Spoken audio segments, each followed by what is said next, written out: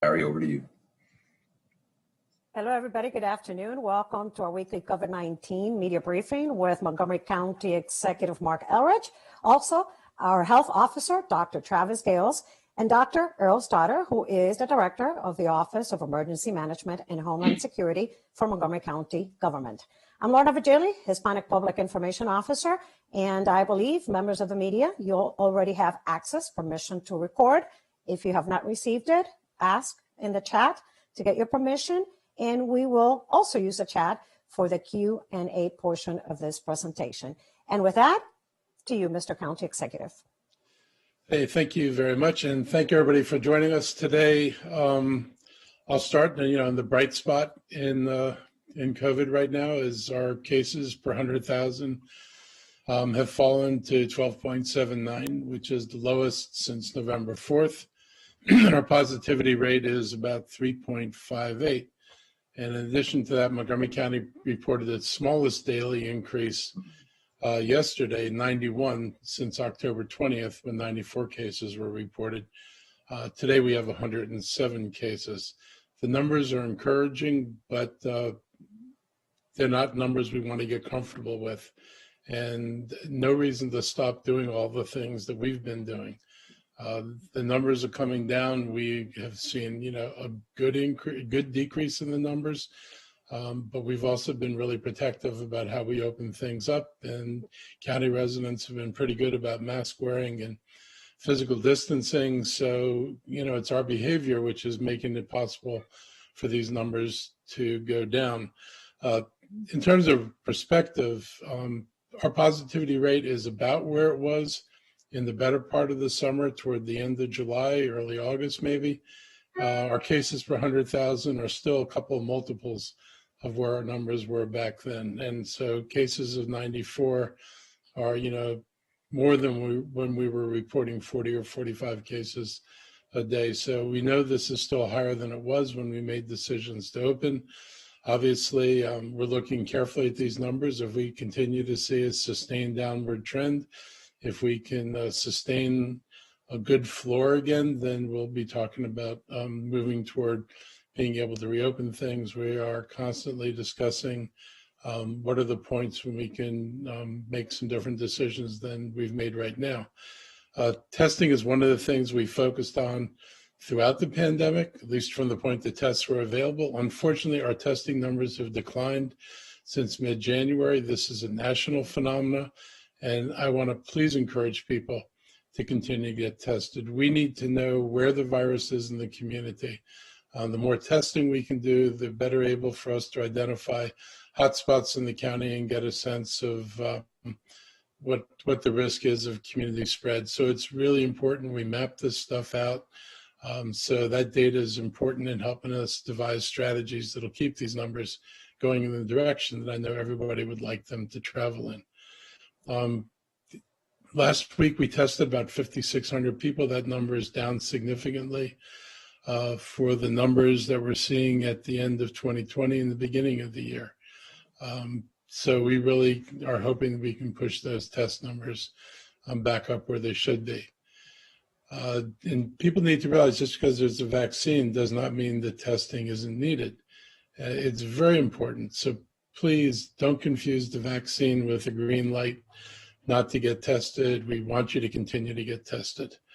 On the vaccine front, the percentage of county residents who received the first dose has nearly doubled in 2 weeks, according to the Maryland Health Department. As of this morning, 10.6% of county residents have received the first dose, and 3.4% have received the second dose. The county has the highest number of people we have the highest number of people in the state who've received the first dose of vaccine. And this is a collective effort of the hospitals, the pharmacies, and our local health department. We also have a long way to go. The supply of the vaccine is still not enough to meet high demand. The state has seen some increase in the vaccine, but that increase is not being passed along to either county health departments, and in some cases even to the hospitals. They seem to be focusing on mass vaccination sites. They've located several of them around the state. They have not put one in Montgomery County. We've asked for it. We have a location identified where people said we could use their property for a mass vaccination site. So we're ready for it if they want to provide it to us. Prince George's County has a mass vaccination site, and I think almost half of the people they vaccinated over there the last time were actually Montgomery County residents. So if we're going to have mass vac sites, they need to be more spread out throughout the state. And my concern is that the state should use its additional supply, which has increased, rather than taking it from county health departments. Our health department continues to be the one place that's focused on vaccinating people over the age of 75 and vaccinating the 1A group, which were the front-facing health workers and public safety workers. So every time our number gets diminished, the guarantee that those many doses will be put into the same people is lost. And if we want to get the group 75 and older vaccinated sooner than later, then we have to have a steady supply of vaccine that can be dedicated to that. Our focus has been on protecting the most vulnerable in the community. And so far, we can estimate about 43% of our estimated 75 plus population has been vaccinated so far. The county health department is not vaccinating people who are 65 to 74. Residents who are in this age group, as well as educators, should look to schedule their appointments through the hospital or pharmacies that are offering vaccines in the county, or one of the state-run mass vaccination sites. This is important when we continue to have, and the state is still trying to fix their software. They've had a couple of false starts. They're running another beta test today. But until their software is fixed, we're getting people who are not eligible registering on the county site for vaccines, and we don't have any way to stop them from registering. And the only thing we can do is when they show up and they identify as being under 75, we turn them away. And if we don't turn them away, then we're going to reduce our supply that's available to the seniors. So if you're in this age group, there are other places you can go to get vaccinated. If you're a teacher, there are other places you can go. The sooner we can focus our doses on the 75 plus group, the sooner our doses will be able to turn to work on the other groups that need to get vaccinated. But there are more doses outside the county health department right now than inside the health department, about possibly up to 10,000 doses going to other private providers compared to the 4,500 we're getting. So there are doses out there. You have to be patient. There is no single registration system or scheduling system. And so this is very haphazard. Again, we've asked the state to simplify registration and to simplify scheduling. There's no reason there couldn't be a single site that a person can go into and register with available appointments. But the county has no ability to do this. I can't require pharmacies and hospitals to vaccinate any particular group of people. I can't require them to schedule through the state, since the state has not made that available. And so this is going to continue to be chaotic until the state fixes their scheduling system and appointment system, so that there's a way to bring some order to this. I understand the frustration of people. I haven't gotten vaccinated yet because I feel like, because I'm not most at risk, the people who are ahead of me should get vaccinated. But if you're in those high risk categories and you are going on every single day trying to get registered for a vaccine, I absolutely understand how challenging that has to be. There are 300,000 of you competing every week for about 15,000 doses in the county. And because people not listening carefully enough to the governor think that everybody's eligible and therefore there are vaccines, you're trying to get slots that don't exist. Again, the state scheduling has not guaranteed us or our partners regular high numbers of doses that we can guarantee that we can schedule 3 and 4 weeks out. If the scheduling system gets fixed, and if the state says that we've got 3 weeks at least of 4,500 doses, we will schedule the 3 weeks, and we're asking them to continue the 4,500 beyond the 3 weeks. The longer we know that we've got vaccine, the longer we can schedule people in advance. And I think a lot of people would like to hear from us and hear us say that we can get you scheduled now. Even if it's not tomorrow, at least you know that you're in the line and you're going to get scheduled at a date certain. This, again, requires some changes in the state system, but when it's there, we will accommodate it, and hopefully this will happen sooner than later. People who don't have access to the county website need help pre-registering are advised to call the county's vaccine pre-registration assistance line. The line is available 7 days a week, 8 a.m. to 6 p.m., and the assistance number is 240-777-2982. This line's to assist people who are having trouble with pre-registration online or don't have access to a computer. This line is not the place to call with questions about where to get vaccine. If you know somebody 65 or older that does not have a computer, please help them register, particularly in our Black and Latino communities. Again, we've said this before, they have been the hardest hit by the virus, and they are lagging behind in terms of getting vaccinated. There are historical reasons for that. There are technological reasons for that. But all that said, we have to do everything we can to help make sure that these folks can get vaccinated and get vaccinated soon. We're in a very tough time. The process of pre-registering and trying to find available vaccine is confusing and frustrating. I totally understand what you all are feeling, and we are really working to correct it. We are ready to do this. We stand ready to give more doses. We stand ready to stand up a mass vaccination site. We continue to work with the state, and as they provide more opportunities, we will provide those opportunities to residents in the county. And I thank you for being patient, and I'll just reiterate what I said before. If you get a link, don't share it. Please don't share it.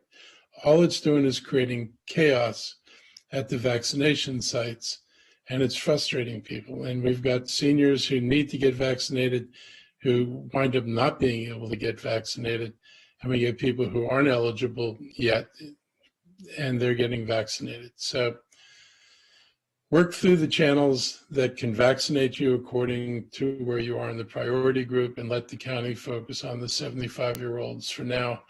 We assure you that as soon as that's done, those 4,500 doses will be turned to everybody else in the county. So with that, I'll pass it on to Dr. Gales. Good afternoon, everybody, and happy Wednesday. And as always, I hope you and your families are staying safe, staying sane, and as best as possible, staying stress-free. I do want to make a couple of comments before we take questions. I want to emphasize what the county executive referenced in terms of the numbers of our cases as evidence of our community transmission levels. The numbers are improving and the trends are moving in the right direction, and they are consistent, even though ours are moving a little bit quicker than other jurisdictions, but they are consistent with what we're seeing across the country in terms of new cases. That does give us a sense of optimism, don't get us wrong, but at the same time, we are cautiously optimistic to continue to see if those trends are sustained, as well as if those trends are sustained in the setting of better weather. The winter storms are keeping folks at home and cutting down on some of the transmission potentially, as also in the setting of potentially increasing percentages of those who are covered by the vaccine. As well as the other point, we are continuing to monitor the presence of variant strains, as the county executive mentioned, variant strains within our community and across the country that have the potential to be transmitted and spread much quicker and faster than the novel strain that was introduced into our communities almost a year ago today. So we will continue to monitor, we will continue to focus on that, and we will look to explore over the coming weeks if those trends hold and continue to move in a positive direction, how we can potentially alter any of the restrictions that we have in place. Now, if you think back to where we were in the summer, we took a very cautious approach that led to us to having much lower numbers than other jurisdictions across the state and the region. And we will take a similar approach in terms of being very careful and thoughtful in terms of how we move forward with reopening in any capacity, because it's important to emphasize that we don't want to open things up and have those numbers rebound, particularly in the setting of different variant strains that are present. We also want to level set expectations for those in the community that, for example, some of those activities that may be reopened with some provisions, such as requiring face coverings to be worn during those activities, at least for the short-term future. So please stay tuned. Please continue to know that we are following those trends and following the best practices that are happening not only in our state, but across the country.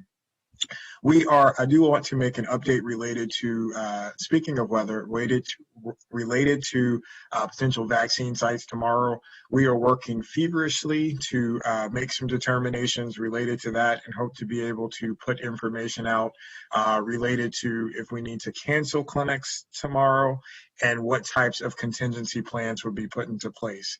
So please stay tuned. We hope to put out some information in the very near future related to that and provide guidance to our residents at home. We obviously want to get everybody vaccinated, but we also want to make sure that we do it safely and it's safe for everybody who's staffing the clinics as well as those who are coming in for the vaccine. We continue to promote equity and access, fair and equal access, as the county executive mentioned, in terms of how we are rolling out our allotments. We continue to explore opportunities to bring the vaccine to community settings.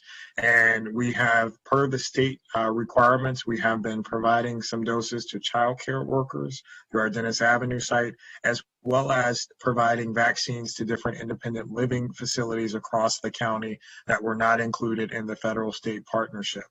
So we're getting doses out and we're working to diversify the network of opportunities that people have access to. And we do encourage those, again, who are eligible to pre-register so that we have your information and we can provide you access to the links that are available.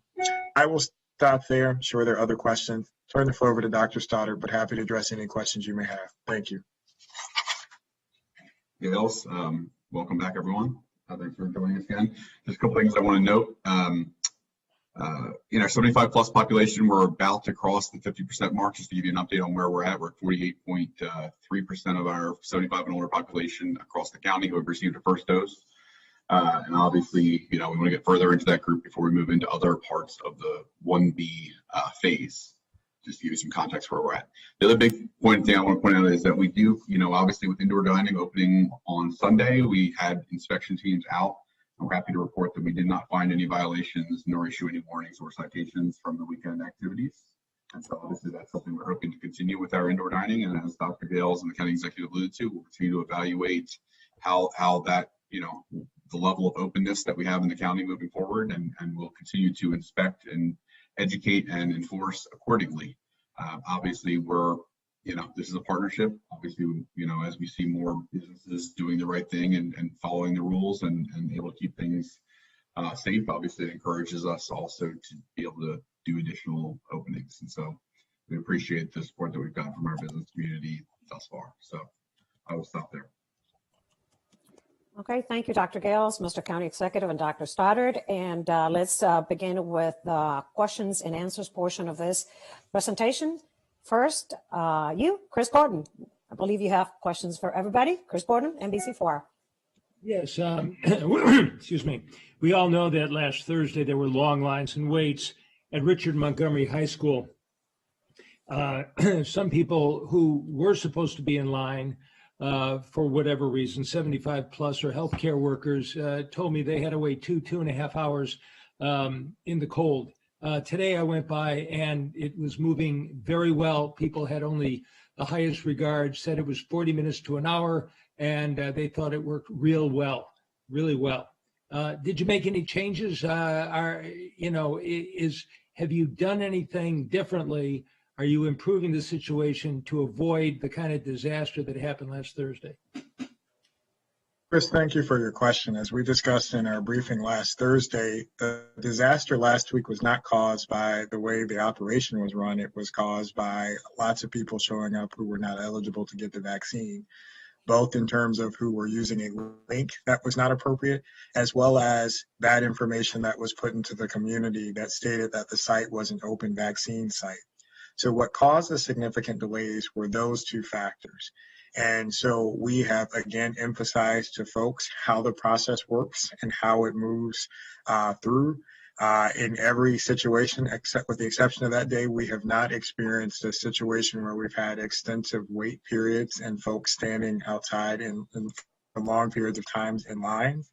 And I would like to commend the team on that day that included the HHS staff and others who assisted in delivering the vaccines, as well as our colleagues from MCPD who helped diffuse some of that situation and help with crowd control. Is the team actually vaccinated over 1,900 folks that day. And so in spite of those different challenges, we were able to vaccinate a significant amount of people.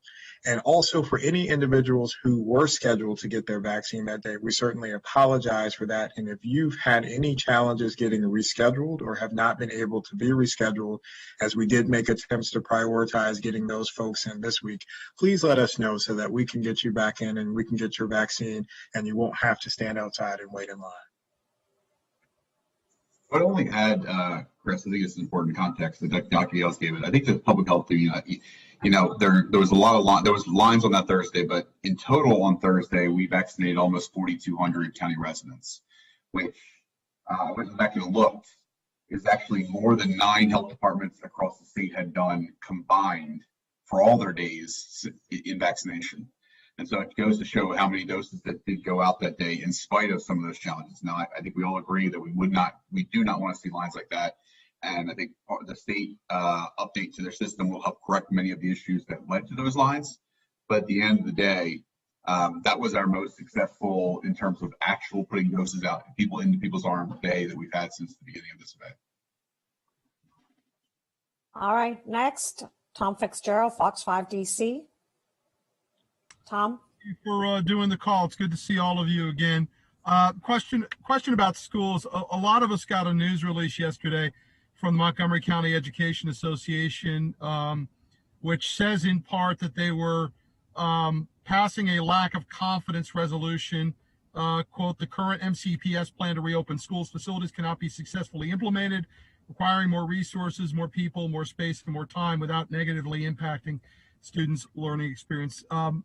This is for Dr. Gales and the county executive. Understanding, what you just said about not wanting to open things up and have things rebound. I guess the simple question is, are they right? Is the plan that's been presented in a position to not be successfully implemented?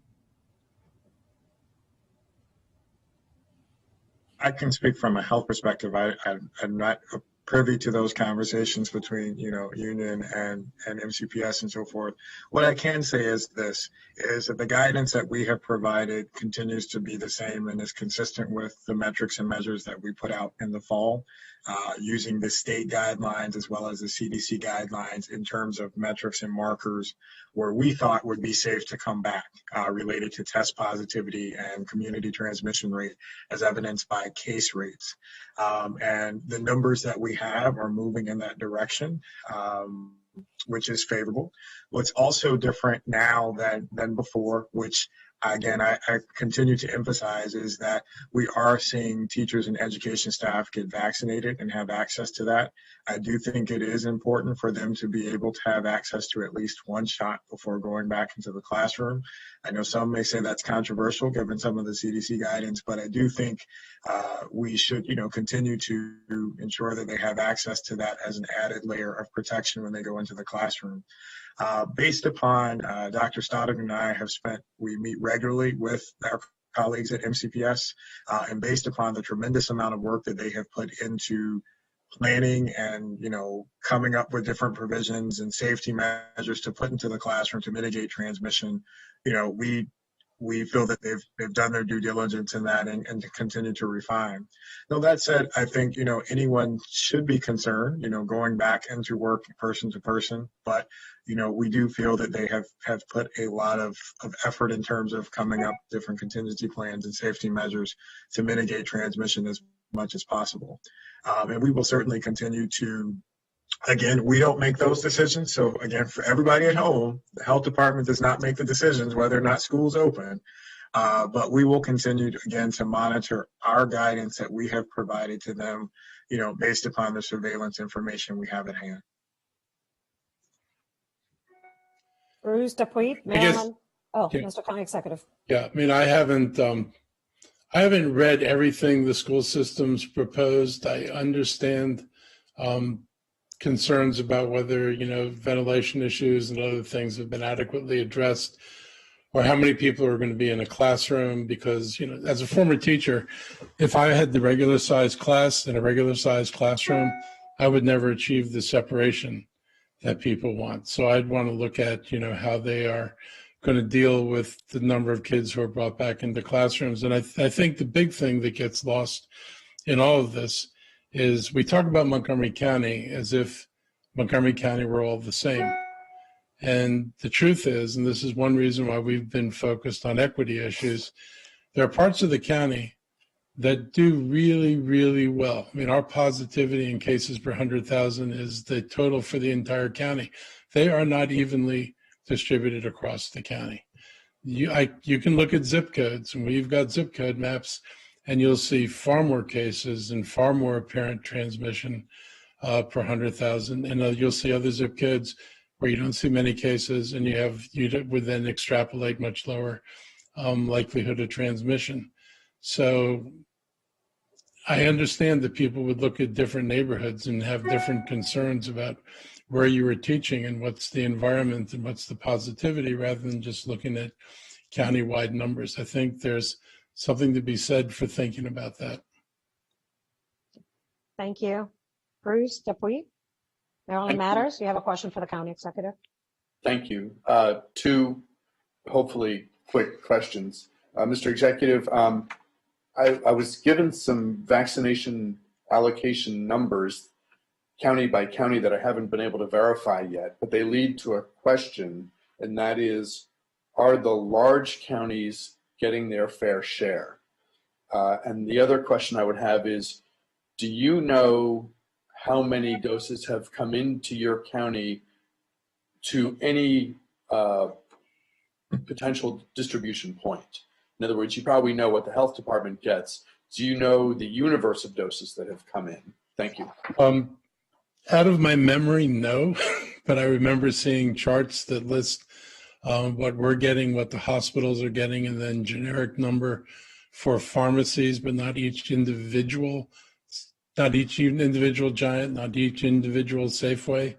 The doses at the pharmacy level seem to be pretty low on a daily basis, so it doesn't surprise me that when they open up for scheduling, they close down really, really quickly, because they're not major centers as individual pharmacies, so they do have a fair number of doses.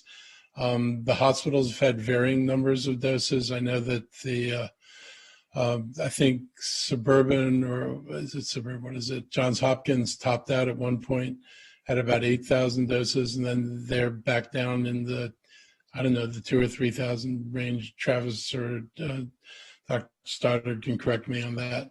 But they have not had a steady supply. I think what the governor would do is add up all the doses put together and take our percentage of the state population and tell us we're getting our proportionate share of what they are sharing with counties. Now, out of that, you'd have to take what they're sharing for these mass vaccination sites.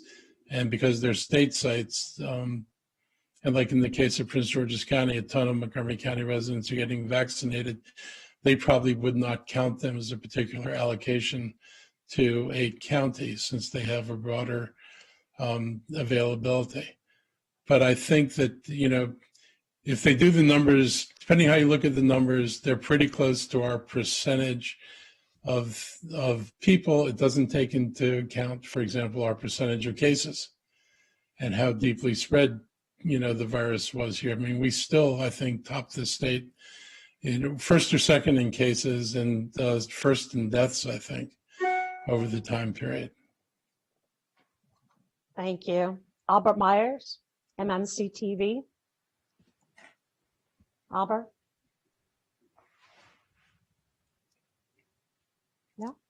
Okay, we'll move to Rebecca Tan from the Washington Post. Rebecca? For Dr. Gales and Dr. Stoddard, what are the biggest challenges or the risks that could hamper the progress that we've made, particularly in the past 3 weeks in terms of slowing the spread of the virus? And then I have another question after this.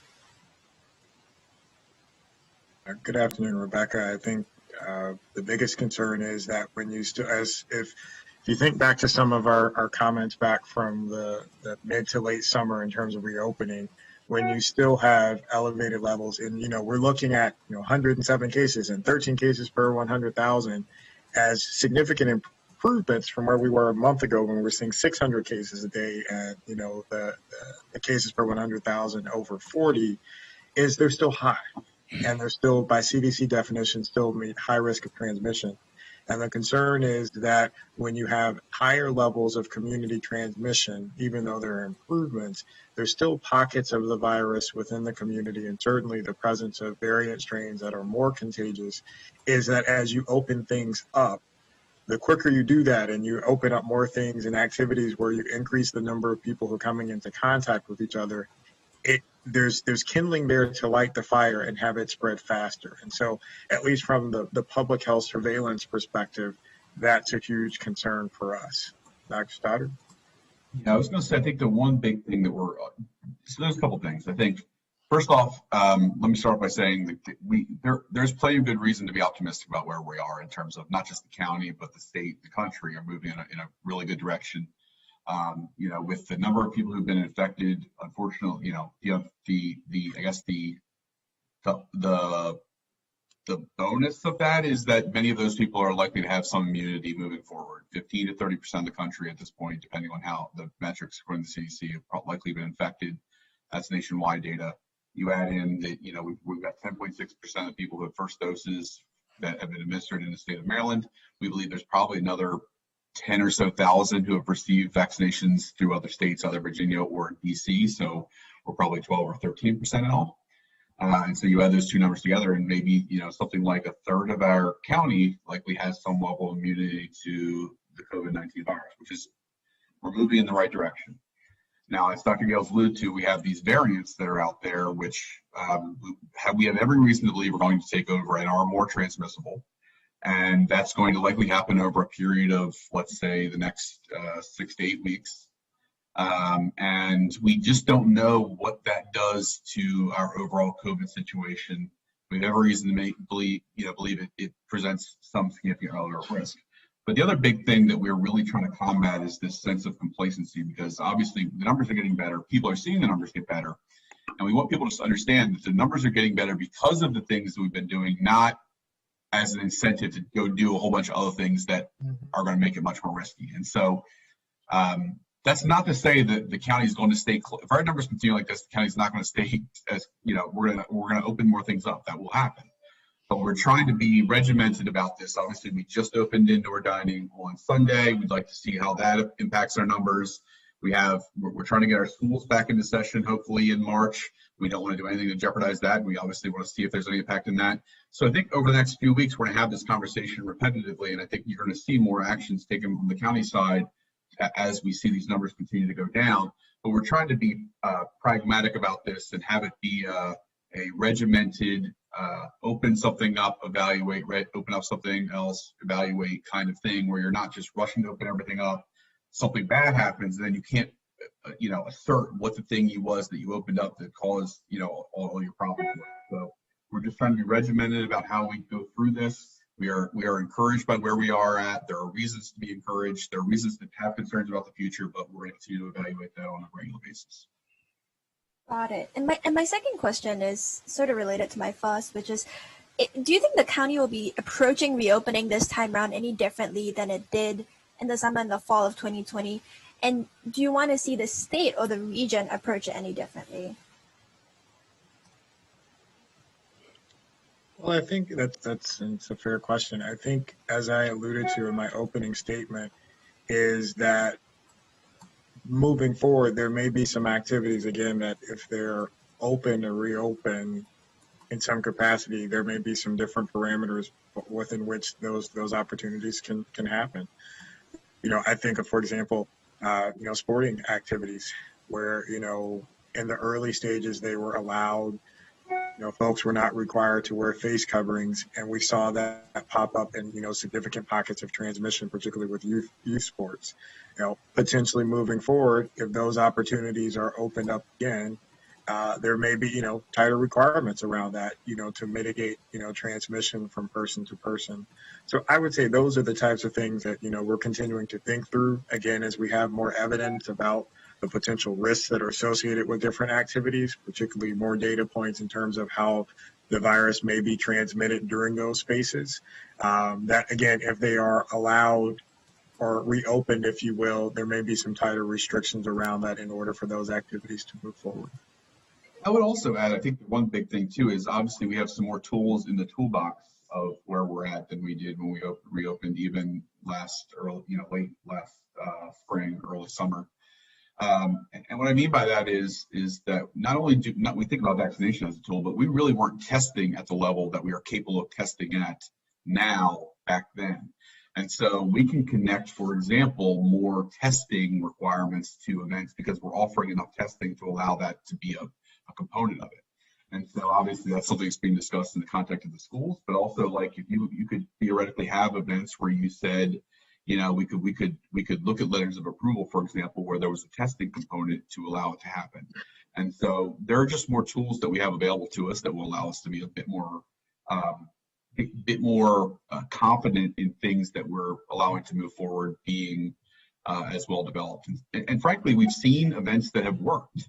I think that's one of the big things is we've tried some different things. We've seen some things that did not work. We've seen some things that did work.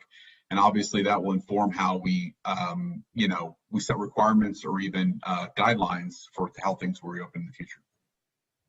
Got it. Thank you. Thank you. Next, Dominique Bonessi with WAMU with 2 questions. Dominique. Hi, County Executive and Dr. Gales and Dr. Stoddard. I have one short one and one longer one, so I'll do my short one first. The county, just to be clear, the county is currently in phase of vaccination, phase 1A and 1B. Is that correct? So we're County Health Clinic. County Health Clinic, correct. The state and the pharmacies and the other hospitals are in phase 1C. That's correct. Okay.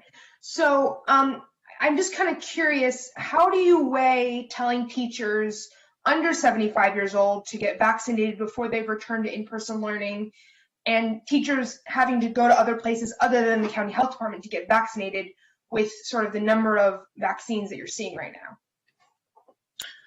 Well, from a health perspective and distribution perspective, it's a question of numbers. And so, we are trying to encourage folks to use as many outlets that are available, that they have access to be able to get the vaccine, and encouraging and emphasizing the importance of it. Right now, again, the challenge we have with the amount of doses that we receive, 4,500 a week, we're trying to get 78,000 individuals who are over the age of 75 vaccinated. We've only, with our efforts and with others, we're at 50% of that. We also recognize that, included in that, we've got teachers, we've got childcare workers, we've got a whole list of other essential employees who requested for consideration as well to be included in that. And so it's just a simple numbers game. And so that's why we are recognizing our efforts to prioritize the older population, but encouraging, for example, if you think back to several weeks ago, not partnering, but helping provide guidance to some of those agencies who are outside of the county operation, who are receiving doses, to encourage forming partnerships with educators from public and non-public schools to be able to offer that coverage. So it's a dicey situation where, again, we recognize the safety parameters. And again, as a health provider, I still encourage educators to have access to the vaccine and as part of going back. But, it's simply a numbers game in terms of the resources we have available to put out. Unfortunately, again, at this point, based upon the allotment of doses that we receive, it is 4,500 doses can only go so far. And so I would say that That's the unfortunate situation where we're in, and we're continuing when we find out new opportunities and have an opportunity to provide guidance to those entities. We are encouraging them to reach out and form those partnerships to increase access to the vaccine to those key cohorts of population that you just mentioned. Right now, I think for, obviously for MCPS specifically, there are approximately 9,000 employees that they've identified as being needed for their phase 1 reopening, which is the March 15th opening. Based on our most recent reports from the partnership with Johns Hopkins, they've been offered approximately 6,000 appointments to cover that 9,000 employees so far.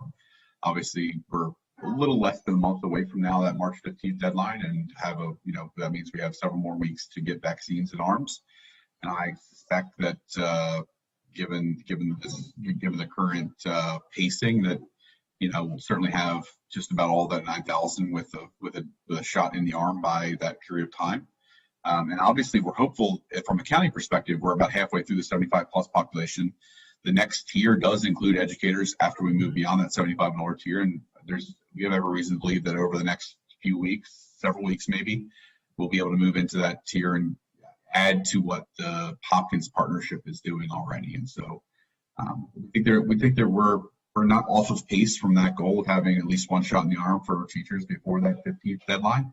And we're comfortably moving forward with it now. I'm sorry, but there are some schools returning to school on March 1st. Am I mistaken? There are, and I believe that I believe that MCPS did prioritize many of those March 1st educators in their first cadre in that 6,000 that have already been offered. Certainly, we'll be having conversations with them to verify that, but obviously I even think for that March 1st timeline, it is a smaller number than 9,000 for that March 1st timeline, just so we're clear. Much smaller. Okay, next questions. Thank you. Rosbelly Quinones with Univision Washington. 2 questions. Have you seen improvement in the pre-registration rates among Hispanics? And is the county considering opening vaccination centers in Hispanic communities? Would like to take those questions.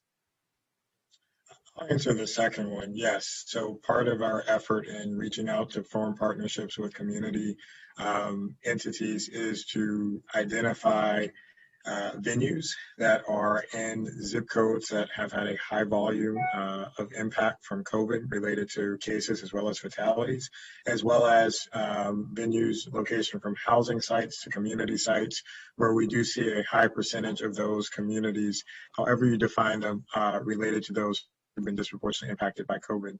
So we are, as you can see, I'm in the command center today. We've been working on a host of different strategies to try to address that and hope to be able to announce some opportunities in the very near future.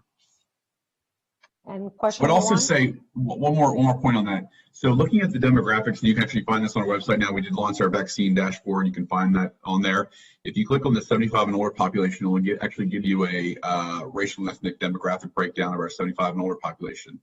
And we're definitely making some positive. This is the area where obviously the health department is focused in that 75 and older population and using an equity lens there. We are actually seeing that the rates of our Hispanic residents, Latino residents, is improving in that group where we are trying to make that influence. We have more to go, but obviously the numbers in the 75 and older population look much more like Montgomery County than some of our other age groups do, and that's because we've applied an equity lens to our clinics in a way that some of the other clinics across the state have not. And so we feel like as we move into different categories, we'll be able to make that influence more broadly over additional age categories as we move into our further tiers of vaccination. Jack Moore with WTOP. Questions for the 3 of you, gentlemen. Jack? Yes, can you hear me? Yes, I can. Okay, great. I think Dr. Gales mentioned this figure, but I just want to make sure I'm understanding. 50% of the 75 and older population and the total population is 78,000. Is that correct? Yes, we estimate somewhere between 73 is what, based on the 2019 census numbers.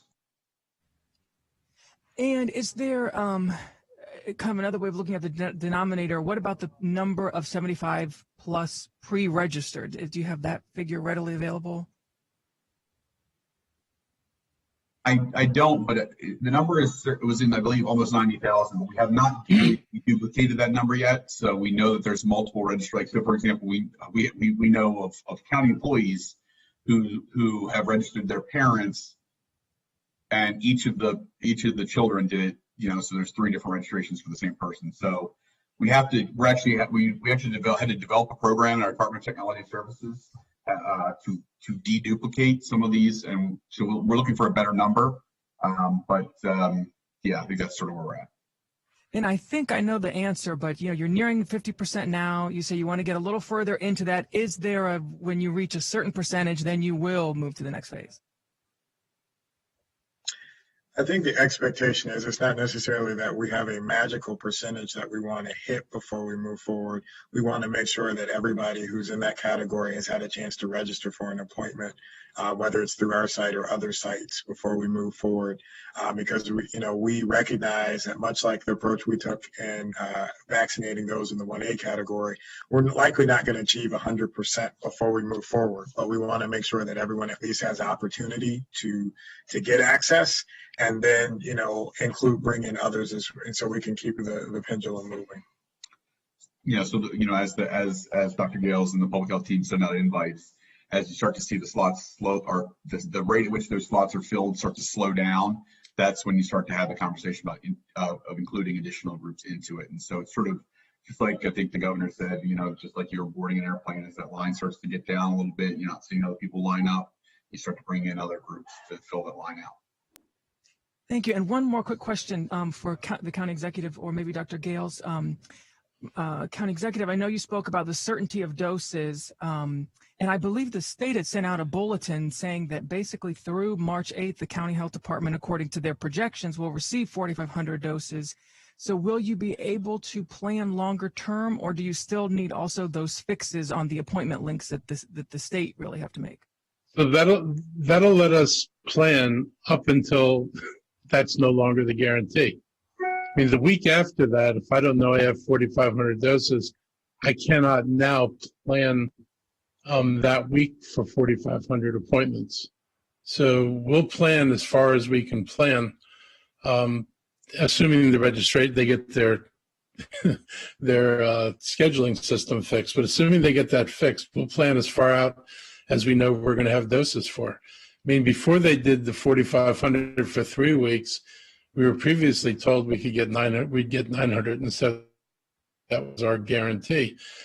975 people a week was like 1/5 of the doses we were getting, which means that we could only schedule 1/5 of the people. I'd schedule people out 2, 3, 4 weeks, and then 975, and they would automatically have to wait, even if I could have moved them forward in the beginning. So we need a regular commitment. I'm glad they gave us, they're committed for 3 weeks. I hope every week they revise the out weeks numbers, so that maybe after the 3rd week, they can either tell us the 4th week's going to be 4,500, or maybe there's enough vaccine around that it'll be 6,000. But we need numbers enough in advance we can actually schedule to fill the slots. So yes, to add to what the county executive mentioned, yes, it does help knowing those allotments. It does allow us to plan, as well as, be able to figure out how we can explore partnerships in the community, as well as provide vaccine to our larger sites that we have available to our residents. The fix in the system, the registration system, is key, because that will allow us to feel comfortable and confident when we send a link out to these appointments that they are going to the people who actually are eligible for them. You can imagine the situation where if we're planning clinics out for a month and we send out a link and people are sending it out to everybody else and it's spreading through the community. Lots of those appointments could potentially be locked up by people who aren't eligible, again, blocking those who were trying to get through the queue faster and quicker so that we can move to the other prioritization groups. Thank you. Next is Brianna Arikusuma from Bethesda Beat, and she has questions for Dr. Gales. Brianna. Thanks. Before I ask my question, I just had a quick clarification about what you just said, Dr. Gales. Is the link just going to be a one-use link, or is it something that only the person who has it will be able to use? So let's say someone receives the unique link and they send it to someone before they register. Is it possible that that person could use that link to register themselves?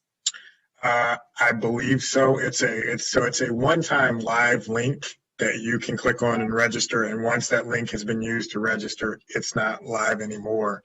So, and forgive me if I'm misspeaking.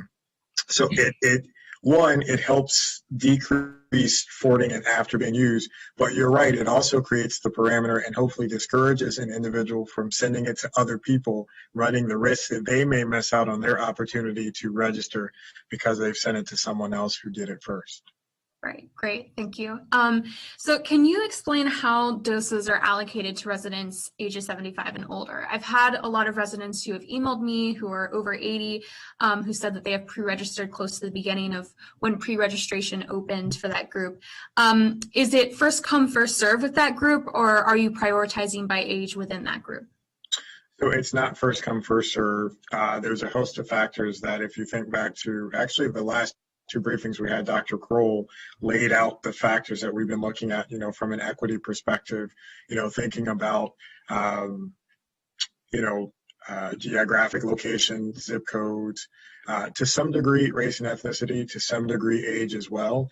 But really taking a look at those factors that have been clearly tied to having a higher risk of exposure to COVID-19. As factors to also think about how those doses are allocated within the community. Now, we did this week make an effort to, as we've continued to move through and to try to prioritize, we did make a decision to say, okay, everyone who's a centenarian in the county, here's a link to the appointment to try to, bring again, to start thinking about age to some degree within that. But, just as to go back to it's the approach from equity is consistent at using the data that we found throughout the pandemic of those particular factors that increase risk within that age cohort, such as location, zip code, geographic location, race and ethnicity, are the kind of factors that are looked at in terms of how those doses are allotted. Do you have any updated estimated timeline of when you expect to have 75 and older completed? No, not at this time. Okay. We're trying to, get it through quickly as quickly as we can. Okay. I think the best we can say is, I think at this time last week, we were at approximately 36%. And so we've done about, and I say we, this is everyone in Montgomery County who's gone to a site or something like that. We did about 12% of that population. So, and the thing is, as Dr. Gales alluded to, we don't know exactly at what point.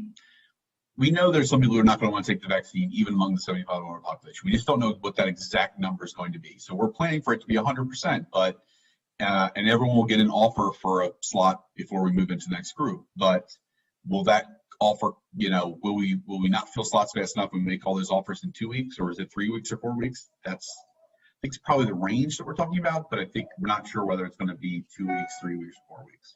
Right. And to clarify, the 43% of 75 and older, that's everyone, not just the county health department, correct?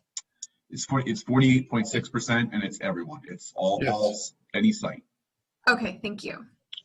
And the last thing I would say, I forgot to mention this earlier, is this underscores why we are prioritizing trying to get out into the community aggressively to try to find folks, where they are, to drive this number down as quickly as we can so that we can move to the next phase.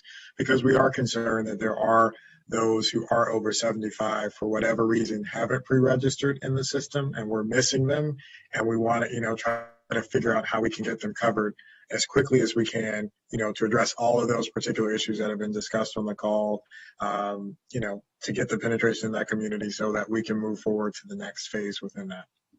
Great, thank you. Speaking of that, the other thing I want to highlight is because there's weather potentially tomorrow, and we haven't announced our decision yet, as you can see, people are walking behind me, everybody's trying to work through that, is if there are concerns about missing an appointment tomorrow due to weather, please contact us and let us know so that we can, reschedule those appointments. We recognize that Again, we haven't announced an official decision. In the event that things are open tomorrow, which is a good chance it won't be, but in the event that they are, we want folks to understand we don't want them to compromise their personal and family safety to get a vaccine. We will work with them to reschedule. But again, that's in the event if things are open tomorrow and there's no other contingency plan in place. Great, thank you. Thank you, Dr. And if Gale. things are closed, we're going to reschedule you too, just so you don't lose your spot. Okay. That is the end of the reporters' questions, but there is one more question here in the chat from a county resident apparently. Why is the state pushing against providing Montgomery County with a mass vaccination site given the size of the population? It's an excellent question. One I'm not sure we have a great answer for. Yeah, I think you'd have to call the governor's office to get an answer on that one. I think they've indicated that they believe that the Prince George's County site is sufficient to address both Montgomery County and Prince George's County. We vehemently disagree with that stance. Obviously, in the city of Baltimore, there now will be 2 sites, and while we support our neighbors in Baltimore City being well covered in vaccination, both from an equity standpoint and every other reason, we obviously want to see that the county residents have an opportunity as well. And we're actually working with some potential locations in the county to, get all of their, the basics of like how much power they have coming in and where we would put restrooms and where we would, what the flow would be, so that we can give those strategies to the state to say, hey, we've done some of the legwork for you. I think the site is a very good one for doing X amount of vaccine, and we're very happy to help support such an effort. And so I think it really is about, we continue to advocate to the state that we do have a mass vaccination site in Montgomery County that we believe could serve not just Montgomery County, but our neighbors to the north in Carroll and Frederick and potentially even Howard counties could also take advantage of a North County site in Montgomery County as well. Well, thank you, gentlemen. We're about done for today. No more questions. We'll see you then next week. Thank you, everybody, for joining us this afternoon. Stay safe. Thank you. Vote in person in that 8-day period, or they can also vote at their assigned polling place